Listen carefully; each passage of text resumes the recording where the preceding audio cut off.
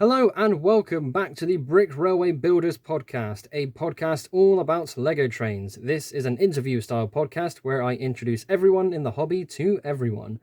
Joining me for this episode is Larry's Lego. Hello Larry, how are you doing? Hello, I am doing well, thank you. I'm very happy to be here. Of course, it's always exciting to get another guest on the podcast, and we are on episode 11. It's actually amazing that I've hit double digits, and I'm really hoping to hit some more milestones in the future. So thank you very much for your time in coming on for this. Oh, no problem at all. It's lovely to speak to you, Luke. I'm a fan of your build as well. Maybe going to be a bit of two-way, but this is still kind of my interview. So because this is an interview style podcast, every few episodes or so, the questions do get revised. So we are working off a slightly revised set of questions for this episode, and they will likely be the same for the next few going forward. So jumping into the first question, Larry, what can you tell us about your current Lego train collection? What can I tell you about my current Lego train collection? Well, it's kind of sprawled up from just randomness, really, because I have, as I'm sure everyone is aware, lots of Thomas builds, but also lots of ones that aren't. So I do believe my very first one was, I just kind of got this idea years ago, around 2020 in lockdown, for making Thomas the Tank Engine himself, the man, the myth, the legend, in four bricks wide, it kind of became my thing in a way. And I did that very improperly. That model is getting a revision very soon. But then I built a really random kind of OC train, if you will, I guess, at 6 wide. Built Greater Anglia, a real train, realistic-ish, as realistic as you could be in 4 wide. And a tube train as well, pocket trains. So I've done a bunch of things, but obviously Thomas is a big part of what I do. It was very fascinating discovering your channel and your collection for the first time with those narrow gauge track 4 wide models. There is someone else I remember seeing on YouTube who sadly the name escapes me, but I think it's a really unique and more interesting idea to try that sort of size of model, because surely when you look at the models that you have made compared to the models that a lot of members in the hobby have made, there's no doubt that you saved a bunch of money with your build style. That was, in fact, the exact reason I started doing that. Aside from, as I said, I kind of pictured in my head how Thomas could be done in that way. I sort of carried on thinking, oh, I could do this, and also this is going to be far cheaper than. Like I almost feel a slight imposter syndrome with people who pour loads of money into this and design so much and spend so much time. Not to downplay what I do, it does take a lot of work. As there's a Steve Jobs quote about simplicity being complex task in of itself. But still, yes, it does definitely save some money, and I'm happy for that. Speaking of what you just mentioned about simplicity and still having to use methods and techniques, I recently watched your video on some Sodor themed wagons and how you were making a box van. And I can remember seeing the first iteration where the tiles that were facing sideways were just poking outwards of the roof. And then you made a revised version and it immediately cuts to a much tidier looking version of that same wagon. So everything's nice and flush, it looks a little bit better, more detailed. So because of the fact that you're working at this 4 wide method, so to say, has there ever really been any major struggles? How do I put it?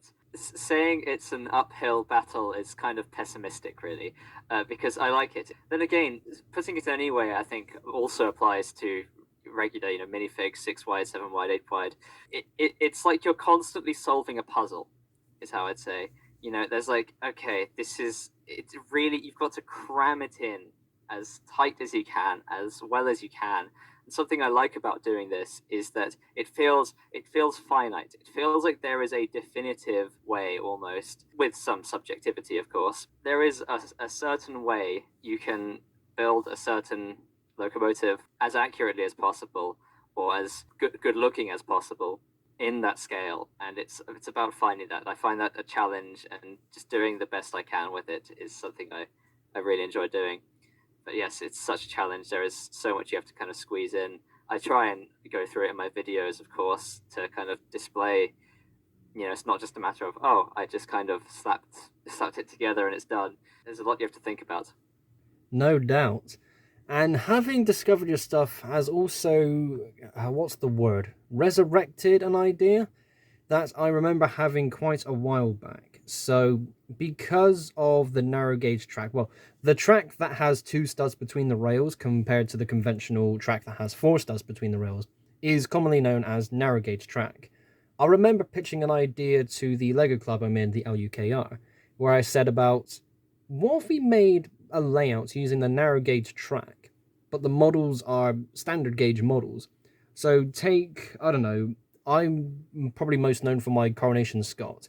That's an 8 stud wide standard gauge model.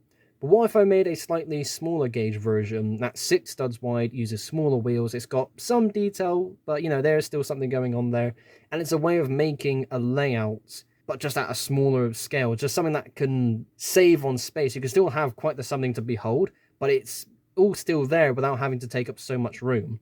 So I just want to quickly say thank you for helping me remember that amazing idea, because that's something I want to get into in the future. Oh, well, no problem. I'm happy about that. I'm happy to inspire more, narrow gauge stuff. It is a real pity to me that the official Lego narrow gauge track is such a kind of small, like hardly there thing. Like it kind of exists. It's in a coma. Like it's there, but not really. So yeah, sadly, you've kind of got to go out of your way to get some unofficial stuff if you want a really kind of nice looking, proper narrow gauge. Yeah, it's interesting. A very minor comment I really remember is someone asking, why are you building the big engines narrow gauge?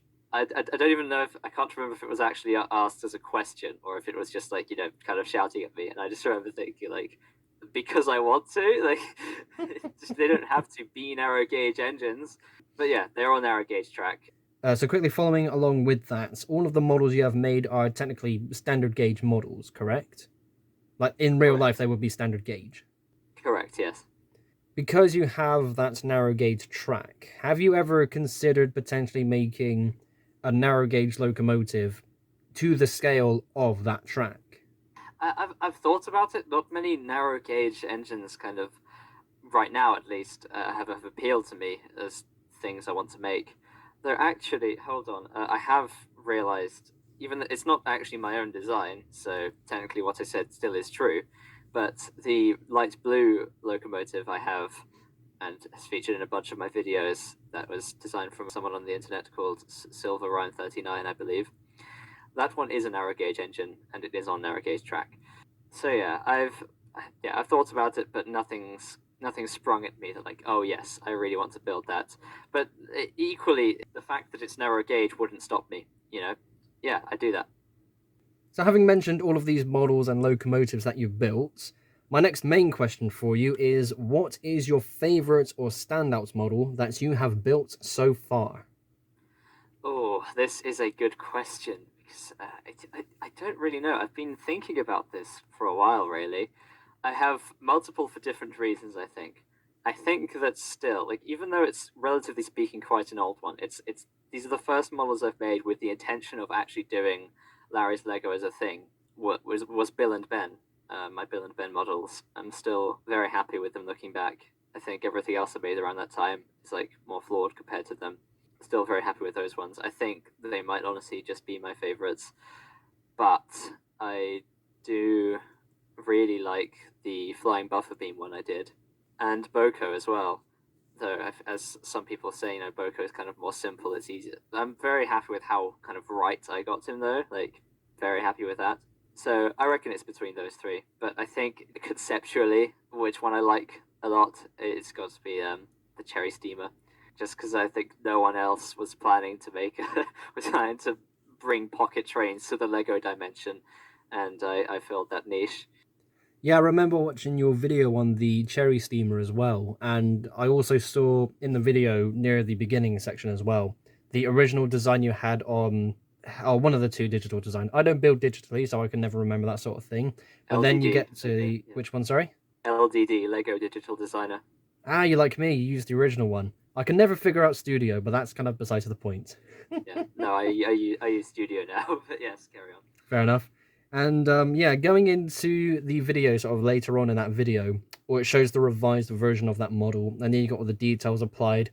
You got sticker decals, if I remember correctly. Correct. Yeah, so it's interesting to see.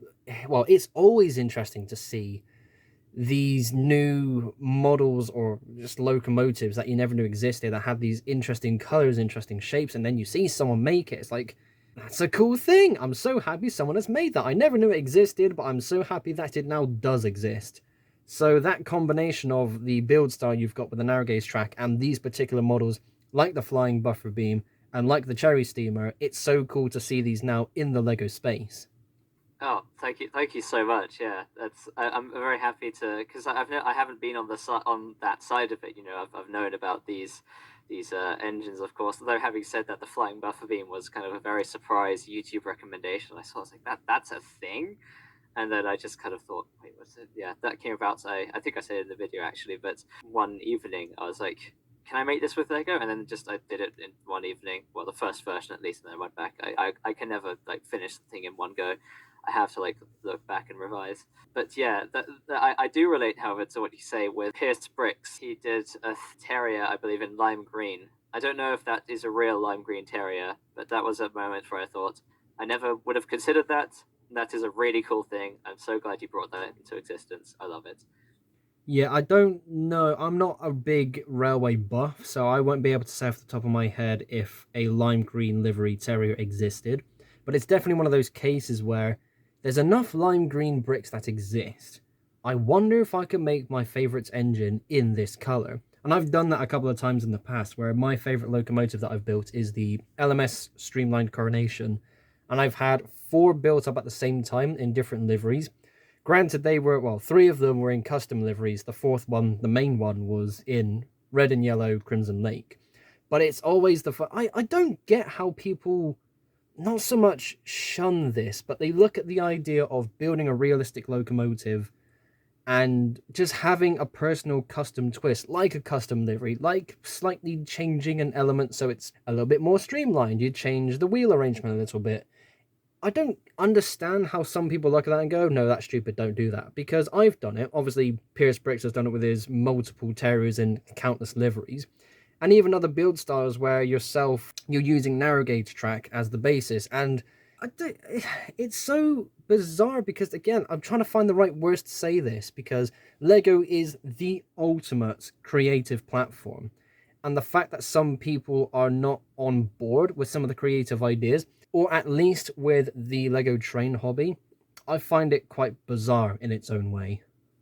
Yeah, me too. To sort of reiterate, you know, these people kind of have this mindset like, oh yeah, be creative, but not like that. You've got to be creative the right way, you know. And it's like, You're not it's having my kind of fun. That's wrong fun. exactly, yeah. I think it's just unfortunately another string of railway elitism that just kind of exists. I think with that, it's definitely more so the railway side of it than the Lego side of it. Because being a fan of Lego trains, being in this particular hobby, you're a fan of both niches, and putting them together is one mega niche, so to say. So you can have your creative fun with the Lego side of things, but the railway side will look at that and think, that's not quite how I would do it. So yeah, that's definitely where I think that comes from. Yeah, yeah, absolutely.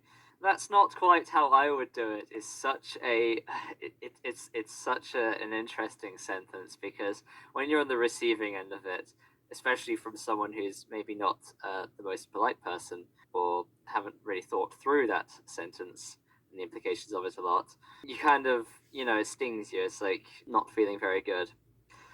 But then sometimes you look at something and go, that's not how I would do it in your head, and then maybe you kind of elaborate on that. You do kind of your own twist, and it makes something creative. It's a sentence that could be good or very bad depending on how you choose to arm yourself with it.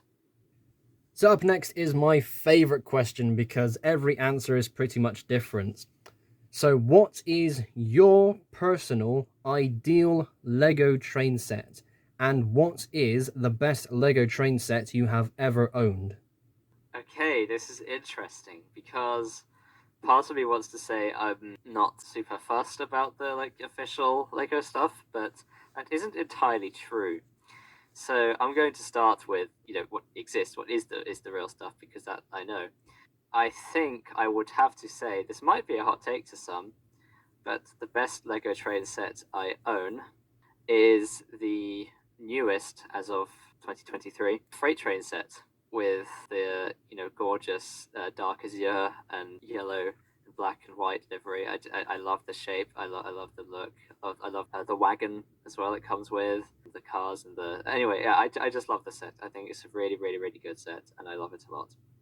As for my ideal Lego train set, I don't really know. I don't know, because something that kind of irks me a lot about a lot of Lego ideas things is I see it and I go, that is a really amazing build. That is really, really, really, really cool.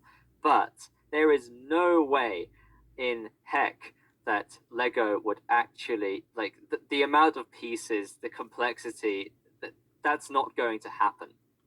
And so I guess that is the fundamental problem with kind of asking me what is my Lego ideal train set, because I always think practically. I always think, how is this actually going to happen? And the way that my custom trains happen is that I custom order them and I tailor them to how I want them. That's how I get them. And I tend to just, if Lego pulls something that I really enjoy, then cool, it happens. But I think that my ideal Lego trains are the ones I make. Not as in I'm not calling them ideal. I'm saying that ideally I tailor make them. Yeah, that's a very fair answer, and that's a point I was going to raise up as well. So I remember making a video quite a long while ago where it was about 40 minutes. It was quite the ramble, but it was me basically explaining train sets as we once had them will probably never come back, because people who make mocks, they've made them in such an advanced way with so much detail. No set would ever be enough to satisfy people who make super detailed mocks. Like people who are in Lego Train Club specifically, chances are what they're making is top of the range for the hobby, compared to people who buy sets and have a Lego city that is based all around those sets. So when you said that your favorite Lego set is the most recent City Cargo train set, that was pretty cool to hear, because it is a really good looking set. And a default answer that I tend to bring up when it comes to the ideal one is just look back at the catalogue that Lego had over the past few decades. During the 80s and 90s, those were some cool sets. But when you look at things like the Emerald Knights, the Horizon Express, the Crocodile Locomotive, just a couple of somethings on its own, not necessarily has to come with track, but that's definitely something that could work really well. And it has worked really well. They all sold really well. But it's a question that can spark an endless conversation, and frankly could probably spark an endless debate, because, again, like you mentioned, it's impossible to really know what you would want, because we've gotten so used to just custom making them ourselves. I must say, yeah, you've intrigued me with the point on those creator sets that very much, yeah, they don't even need track. They could just be standalone, very lovely locomotives, maybe carriages. Yeah, I think so too. I think we could do with more of that. But yeah, you're so right about, in a way, from freeing yourself from only buying Lego sets, and you do exactly what you want, and then you come to expect that what you're going to get is what you want, and then it isn't. To some, that is, like, heinous. That is, to some people, no matter what the new Lego train set is, they'll be vehemently opposed to it. I'm thinking back to episode 9 where I had Matt on, and he kind of went into much more detail where you can think about all these ideas for products and how it would be really beneficial for the hobby. But there's all the distribution, the marketing, who would actually be wanting this. And it's definitely a niche within a niche. So, liking railways and liking Lego, you've got your two crowds there. To find that, what do you call it? It's the diagram chart thingy where it's two circles but they overlap each other and they got that space in the middle. Do you know what they're called? The Venn diagram. It's a Venn diagram, yeah. So a Venn diagram of railway fans and Lego fans. Finding that middle point where you got fans of both is not as common as people tend to realize. There's a lot of people in the hobby, but then again, 90% of people who are in the hobby are posting their stuff online, and it's very easy to see them on Flickr or on Facebook groups or on YouTube. So trying to make a set that would be appealing to, well, not directly to them, but something that they can get on board with as well as the wider Lego audience is going to be really difficult. So I think, in a way, having all of these cool sets is definitely fun, but seeing them pop up much more on a rare occasion compared to we'll get a new city train set every 4 years. Oh, look, here's the Hogwarts Express for the 20th ruddy time or whatever it is now. Did you see the leak, by the way, for the new Hogwarts Express? I think I did actually. I think in your server of all places. It's so bizarre that we're getting another one straight away. This is a new one that is fitting on standard track again, which is cool. But last year we got the display set one. 2018 is when we got the previous one. And I think there were at least 3 different versions of the sets beforehand. So this is version 5 or 6, maybe even 7 of the Hogwarts Express. We honestly don't need another one anymore. It doesn't look too bad. Some of the proportion details they've actually made better. The tender actually has 6 wheels. The tender shape itself is really cool. The overall locomotive shape is quite nice. It comes with 2 coaches. They're half-length coaches, but sure, 2 is really cool. But it doesn't have drive rods. It's tiny, and I just can't help but think we don't need this kind of set. This is also a good point in its own way where, yes, we have a train set for a wider mainstream audience, the Hogwarts Express in particular, because there's countless Harry Potter fans out there. But at the same time, given the lack of detail, so to say, in a set like that, yes, it makes sense because if you're going to have more detail, it's going to cost 2 or 3 times more the price. But it's not quite the train set people really want anymore.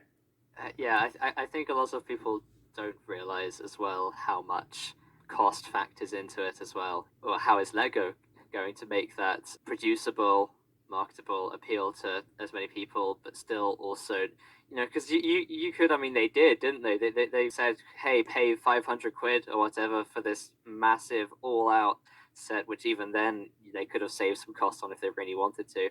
It's difficult, isn't it, when they've got to teeter between kind of appealing to people who really, really care about this and also people who just want a toy train, and so they make it super cheap, but then they make it less good, and yeah, it's a whole kind of balancing act. So this is going to be an interesting question. If you were to build a layout, let's say you've got all the bricks you could ever need and budget isn't an issue, what would your dream layout look like? Oh my goodness. Okay, so can I just say how crucial that extra detail was? Infinite bricks, infinite budget.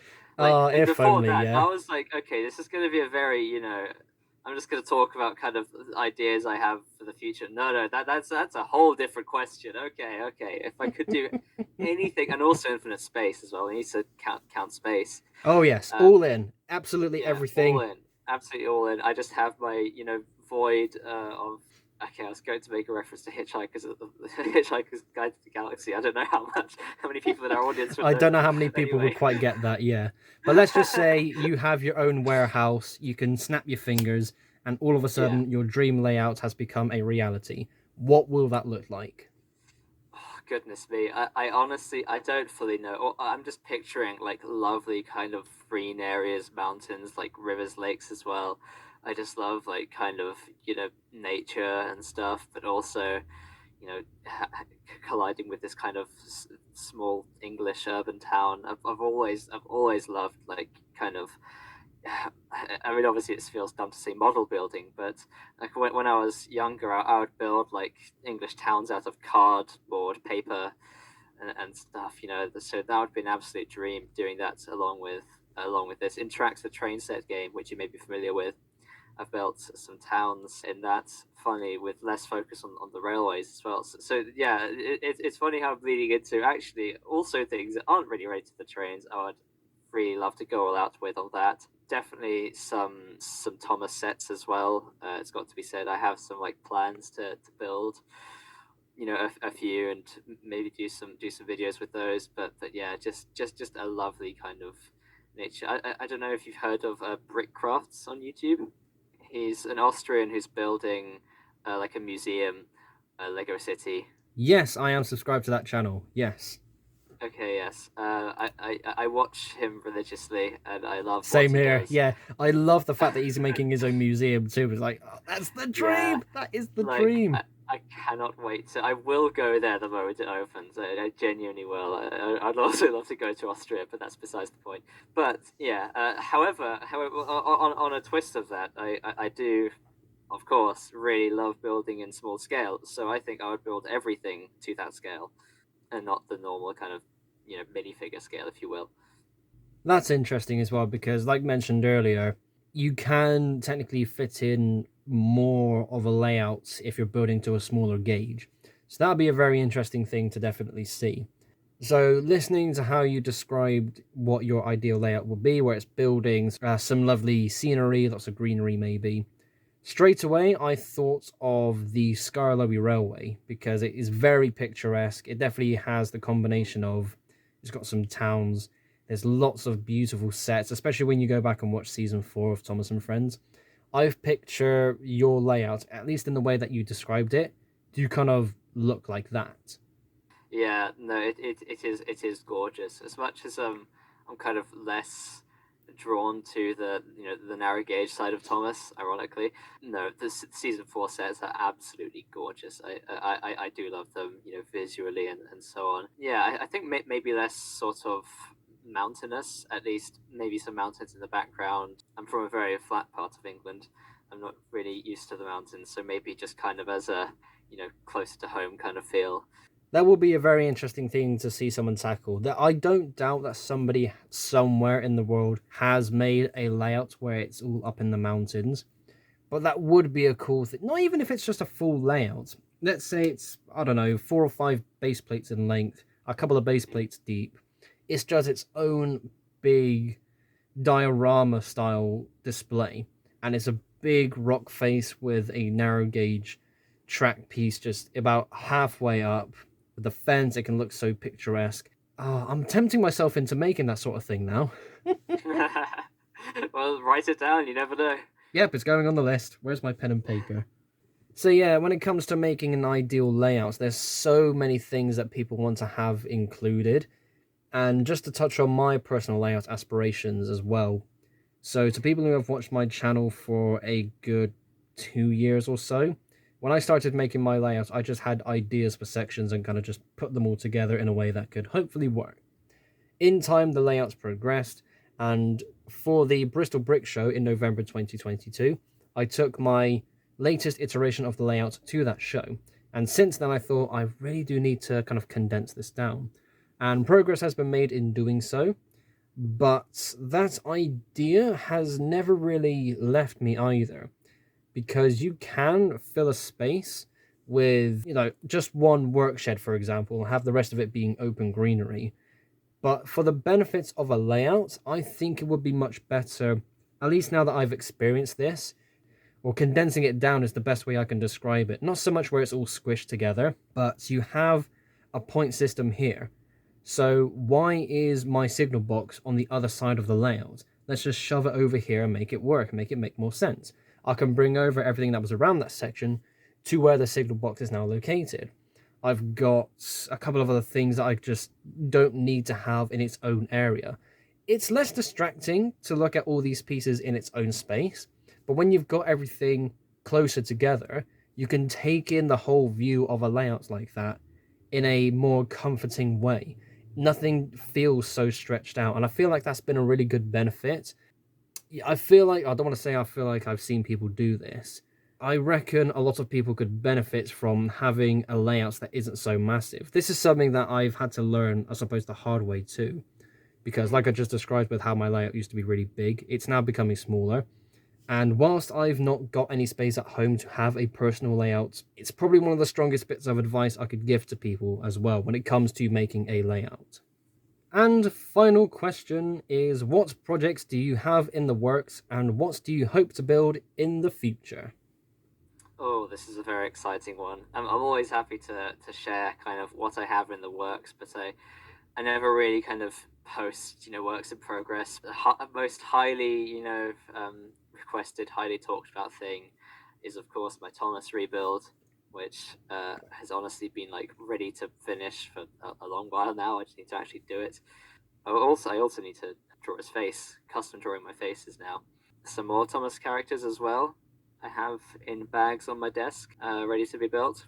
And also, the most interesting for my channel thing that I'm working on is actually my own 6 wide regular track. I thought I wouldn't really.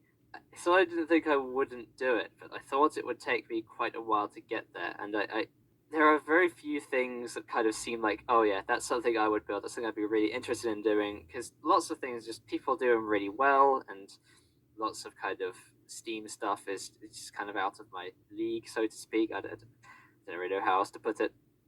But I came across this one idea that I was just like, oh, that would be such a good idea. That would be so me, if I did that despite the scale, And so I am doing that. And I'm also excited to do that because I'm really wanting to actually start attending physical, meets in England of people bringing their trains and stuff, and having one I could actually use on the tracks as well would be pretty cool.